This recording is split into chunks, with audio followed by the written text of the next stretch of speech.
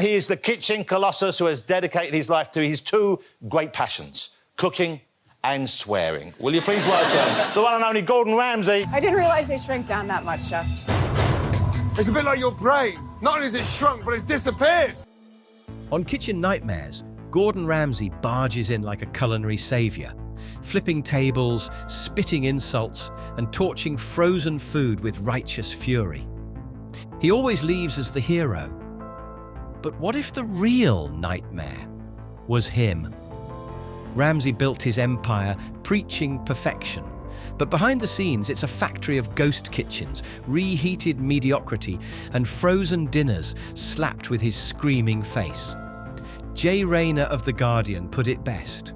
He plays the role of a perfectionist chef, but what he's really perfected is the business of selling Gordon Ramsay. The same man who humiliated chefs for taking shortcuts now profits from food he's never tasted and scripts faker than his outrage. This isn't just hypocrisy. It's a global con, and we bought it. This is how Gordon Ramsay fooled the world. Before we dive in, don't forget to like, subscribe, and turn on notifications, because the truth behind Ramsay's empire is hotter than his temper ever was. Opening your own restaurant is a dream. Hitting perfection is the mission. Getting to a standard that, outsmarts your competition is the objective. Winning 3 Michelin stars was a dream. Maintaining it's even harder. Ramsay proudly touts his Michelin star past. In interviews on his website, even in the intros of his shows, the phrase Michelin-starred chef is as essential to his image as the insult idiot sandwich. But few realise that his Michelin status has quietly diminished. And despite the fanfare of his television empire, it's never returned. Today, only a handful of Ramsay-branded restaurants still retain stars. The Michelin Guide once stated, "We've had issues with consistency, and consistency is a key element in the criteria for Michelin stars."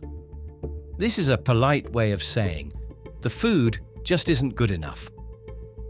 Behind the kitchen doors, some critics whisper a more damning truth. Ramsay's food empire is built on reputation, not innovation. As celebrity chef Marcus Waring puts it, Gordon is not a chef anymore. He's a businessman. And there's nothing wrong with that. Just don't pretend it's still about the food. Meanwhile, Ramsay himself is rarely in the kitchen.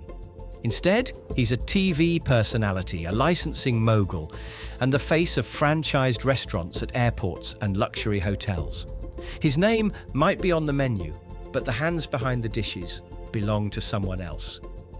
In the years since losing stars, Ramsay has rarely addressed the demotion.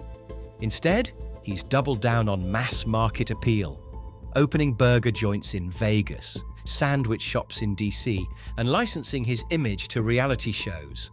It's the culinary equivalent of auto-tune, polished, profitable, and formulaic. So while the public still calls him a Michelin-starred chef, the Guide's silence says otherwise. Kitchen Nightmares turned Gordon Ramsay into a global icon, the saviour of sinking restaurants.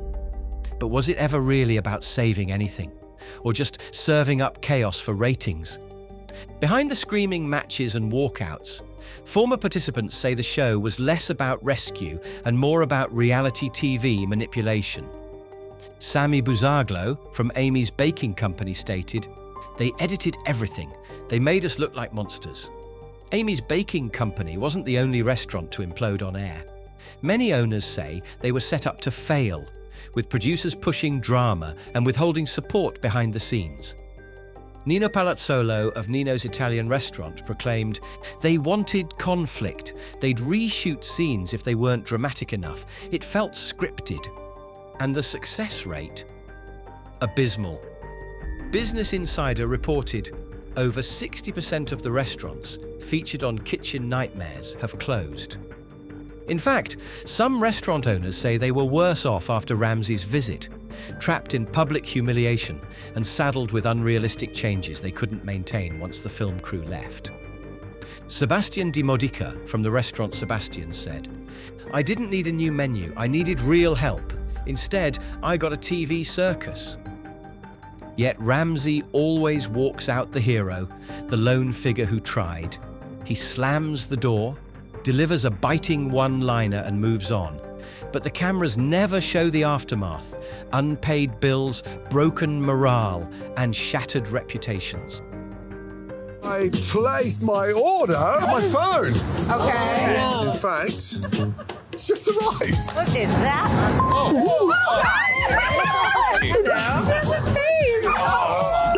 Oh, yes. How is it? Oh, my goodness me.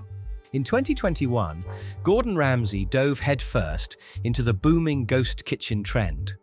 Delivery-only operations that promised restaurant-quality food from the comfort of your home. But behind the slick marketing and celebrity branding, something smelled off. What looked like a gourmet burger joint online was often a reheated meal shipped out of a nondescript industrial kitchen, or worse, the back of a second-rate pizzeria. A Yelp review in 2021 stated, "I thought I was ordering from a Gordon Ramsay burger spot. It came in a soggy plastic box from some pizza joint." No kitchen inspections, no chef oversight, just a brand slapped on a box and shipped out the door. And the consumers? Many had no idea they were eating food from a shared commissary with little to no Ramsay involvement. Eater reported in 2022, some of these brands operate without clear standards, and the celebrity name is doing most of the work. Ramsay, once the crusader against low standards, is now licensing his name to food he doesn't cook, kitchens he's never visited, and products he likely wouldn't serve in Hell's Kitchen. It's not just misleading, it's the manipulation of trust. Gordon Ramsay once scoffed at the idea of frozen meals. "If I ever do a frozen meal, shoot me." Fast forward to 2023, Ramsay proudly unveils a line of frozen dinners at Walmart and Tesco. Mac and cheese, shepherd's pie, chicken tikka masala, packaged, processed, and plastered with his name. Food and Wine wrote in 2023. Ramsay says he wants to elevate the frozen aisle, but it's hard to elevate something you once treated like garbage. The man who once built his brand by trashing microwave shortcuts is now turning profit on them.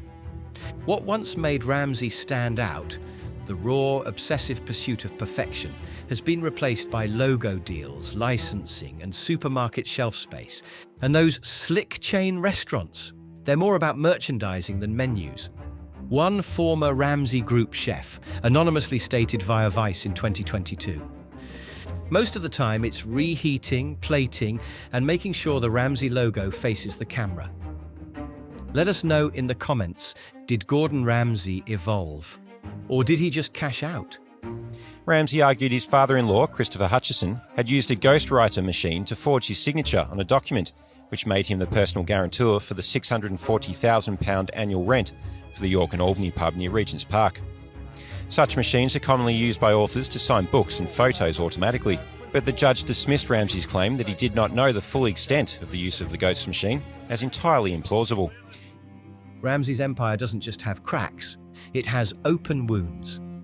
His father-in-law, once the CEO of his restaurant group, was jailed for cyber-hacking the company's own systems. BBC News reported, Christopher Hutchison has been jailed for 6 months for hacking into Ramsay's company systems. But the breach wasn't just digital, it was personal and deeply corrosive. The investigation revealed a tangled mess of shell companies, backdoor payouts, and years of internal sabotage. This wasn't just a family falling out, it was the implosion of the financial engine behind Ramsay's rise. The Guardian wrote, Ramsay accused Hutchison of running a shadow network of businesses without his knowledge. And that chaos bled into the business. Many of Ramsay's so-called new restaurant launches, they're not openings, they're rubber-stamped licensing deals. The Times reported many of Gordon Ramsay's new restaurant openings are franchise deals where his involvement is largely symbolic. He's become a culinary landlord, leasing out his legacy for profit. His presence? often reduced to a cardboard cutout in the lobby, while the actual food is developed by teams he's never met, served in cities he rarely visits. A former franchise manager stated via The Insider in 2021, "We never saw Gordon, we saw the brand guidelines and the bill. What separates a good cook from a great cook? What separates a guy like you from a guy that maybe we'd never heard of?" So I think that level of vision and understanding where to say stop. He's a man who may have once stood for culinary excellence, but now stands as a hollow food illusion. Anthony Bourdain, a former Ramsay admirer, once stated, "Ramsay is a clever guy and a talented chef, but the yelling and screaming, it's television, not the kitchen." Marco Pierre White added, "Gordon's turned himself into a TV star. That's his choice. But he's not a chef anymore. He's an actor." Ramsay has reminded us in many interviews, there's only one Gordon Ramsay. But maybe that's the biggest illusion of all, because the Gordon Ramsay we see on TV isn't real. He's a brand, a character, a meme. You think you know Gordon Ramsay, you may only know the logo.